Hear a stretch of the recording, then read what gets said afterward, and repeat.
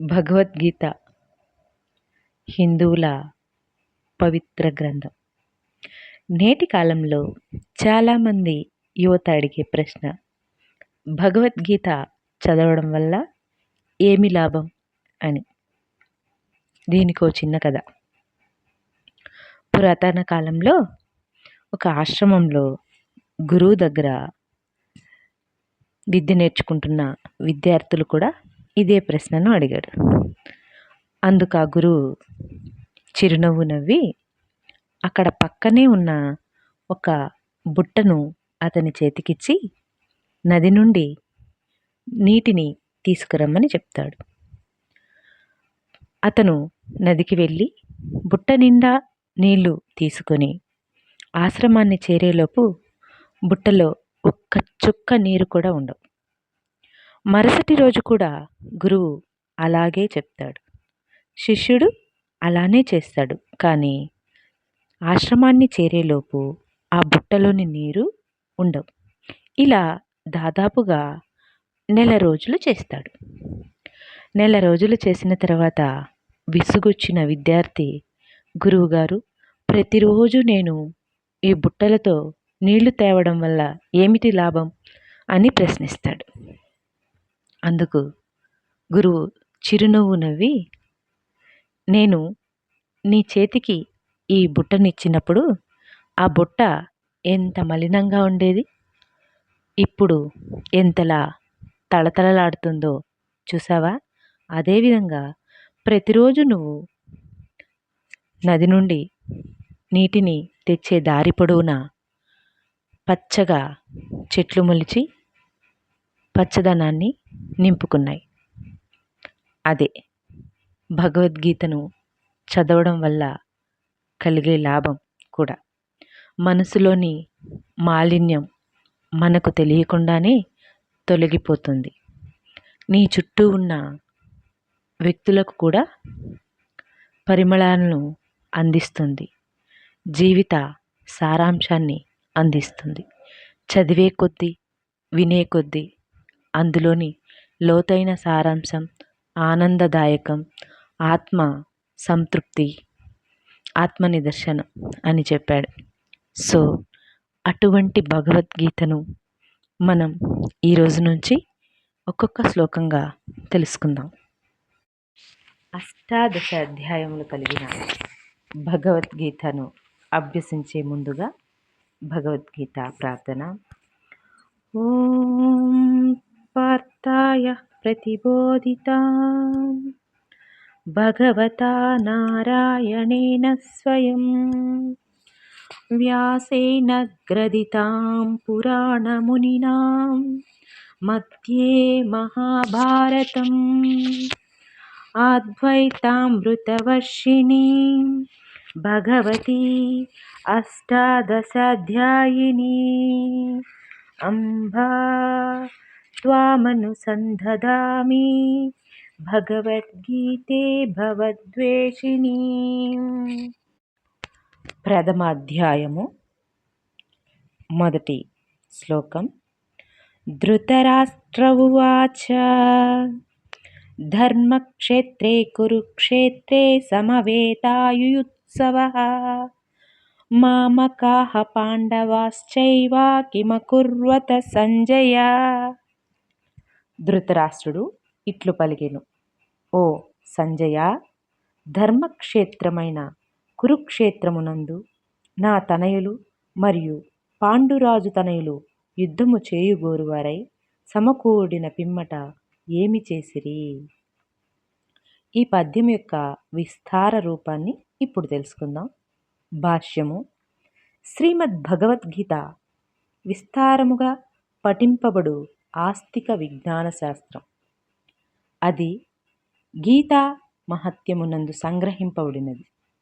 భగవద్గీతను కృష్ణ భక్తుని సహకారమున పరిశీలనాత్మకముగా పఠించి ఎటువంటి స్వంత వ్యాఖ్యానములు లేకుండా అవగాహనము చేసుకొనుటకు యత్నించాలి. దాని యందు తెలుపబడినది. గీతను అర్జునుడు శ్రీకృష్ణ భగవానుని నుండి ప్రత్యక్షముగా శ్రవణము చేసి అవగాహన చేసుకొనెను. ఈ విధముగా స్పష్టమైన అవగాహన కలుగగలుగునటకు భగవద్గీత యందే నిదర్శనము లభించుచున్నది. మనుజుడు ఆ గురుశిష్య పరంపరలో స్వకల్పిత వ్యాఖ్యానములు లేకుండా భగవద్గీతను అవగతము చేసుకొనగలిగినంతటి భాగ్యవంతుడైనచో సమస్త వేద జ్ఞానమును ప్రపంచమునందలి ఇతర శాస్త్రములను అతిశయించగలడు. ఇతర శాస్త్రములందు గల విషయమునే గాక అన్యత్ర గోచరించని విషయములను సైతము పాఠకుడు భగవద్గీత యందు గాంచగలడు. అదియే గీత యొక్క విశిష్టమైన ప్రామాణికత. పూర్ణ పురుషోత్తముడైన శ్రీకృష్ణ భగవానుని ద్వారా ప్రత్యక్షముగా పలుకబడినందున ఈ భగవద్గీత సంపూర్ణ ఆధ్యాత్మిక విజ్ఞాన శాస్త్రమై విరాజిల్లుతున్నది. మహాభారతమునందు వర్ణింపబడిన ధృతరాష్ట్ర సంజయుల సంవాద విషయములు ఈ ఉత్కృష్ట తత్వశాస్త్రమునకు మూల సిద్ధాంతములై ఉన్నవి.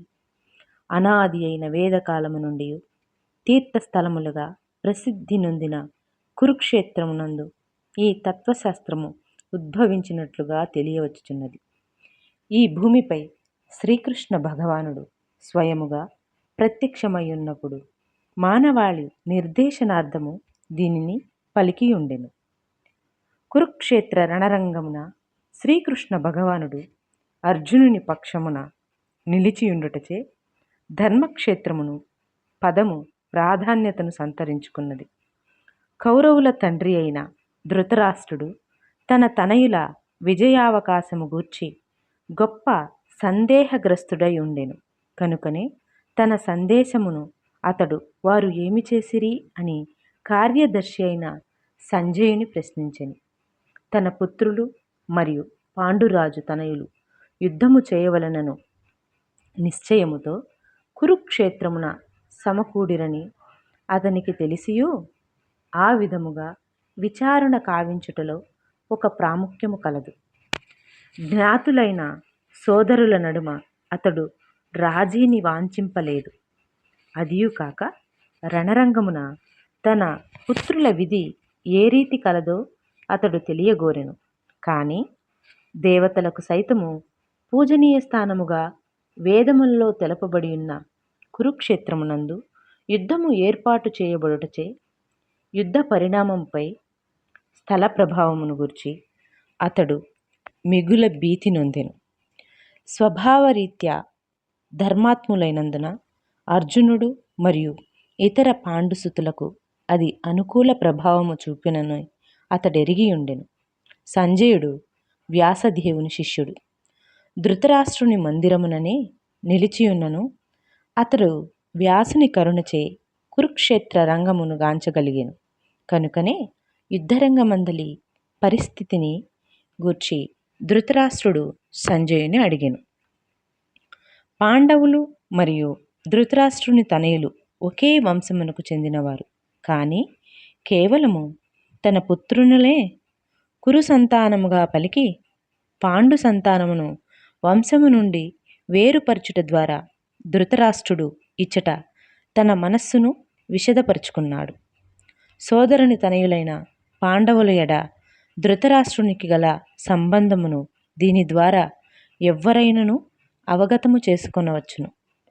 పంట పొలము నుండి కలుపు మొక్కలు తీసివేయబడు రీతి ధర్మపిత అయిన శ్రీకృష్ణ భగవానుడు నిలిచియున్న ధర్మక్షేత్రమగు కురుక్షేత్రము నుండి కలుపు మొక్కల వంటి దుర్యోధనాది ధృతరాష్ట్రుని తనయులు తీసివేయబడుదురనియు యుధిష్ఠిరుని అధ్యక్షతన గల ధర్మయుతులైన పాండవులు భగవానునిచే సుప్రతిష్ఠితులు కాగలరనియు ఆది నుండియే ఈ విధముగా ఊహింపబడినది. చారిత్రక మరియు వైదిక ప్రాముఖ్యమేగాక ధర్మక్షేత్రము మరియు కురుక్షేత్రము అనే పదములు గల విశేషార్థమిదియే. రేపు 2వ శ్లోకంతో నేర్చుకుందాం.